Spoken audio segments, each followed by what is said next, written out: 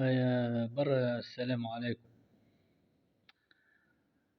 برا عاد توا عاد جاية الانتخابات، والانتخابات على الأبواب، وش يبدأ عادك التربيك، وش يبداو عادك المترشحين.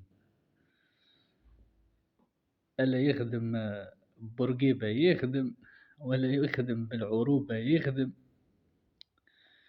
ولا قاعد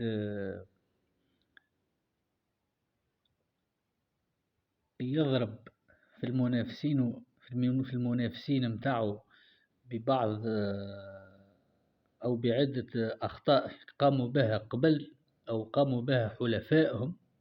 وكل الريق البارد وكل الريق البارد هذاك، وكل وعود عاد متاع المشاريع متاعهم الوهمية.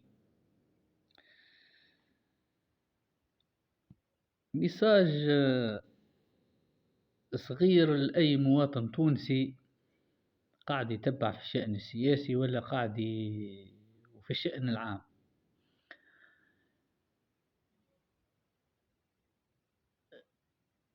نهار اللي باش تمشي تنتخب، باش تحطك الصباع، باش تحطك الكروا في الورقة، الإعلام أنساه، لأنه إعلام عميل ومأجور. اللي تسمعوا فيه في الإعلام الكل أنسوه، صحيح ولا غلط، خاطر الإعلام المأجور باش يوصل لك المعلومة ويخليك ترتاح لها وتقتنع بها، باش يعطيك شطر حقيقة. وبداية من شطر الحقيقة لا باش يعطيها لك وباش يوصلها لك، يبدأ يألف عليها في ألف كذبة وكذبة، باش ألف وعد ووعد باش يخليك اوتوماتيكمون من غير ما تشعر تمشي تنتخب السيد الفلاني، وانت داخليا تلقاك ماكش مقتنع به. ولذا يا مواطن يا تونسي،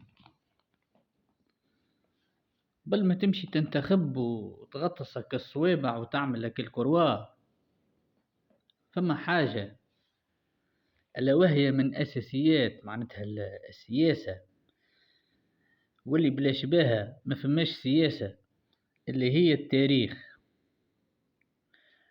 كل شخصية مترشحة أقرأ لها تاريخها، والقدم أنسوهم على خاطر كان جي فالح راهم البارح. أقرأ التاريخ قبل ما تحط صبعك، أقرأ التاريخ قبل ما تغطس صبعك، ومن قبل ما تعمل الكروا هذيك أقرأ التاريخ، تاريخ كل شخصية مترشحة للرئاسة.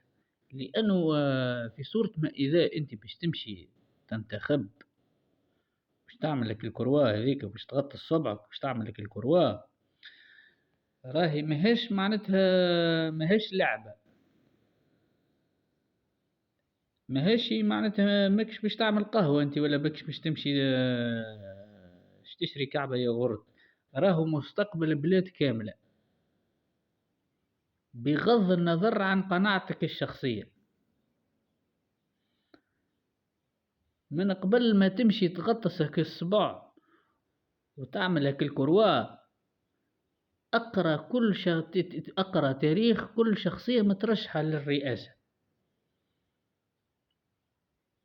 لأنه سوا ديزون أنت غلط ولا صحيح، ماكش باش تنفع بها غير روحك كهو، راك باش تنفع بها غيرك. إذا كان باش تضر بها راك باش تضر بها زاد غيرك. أيه سلام.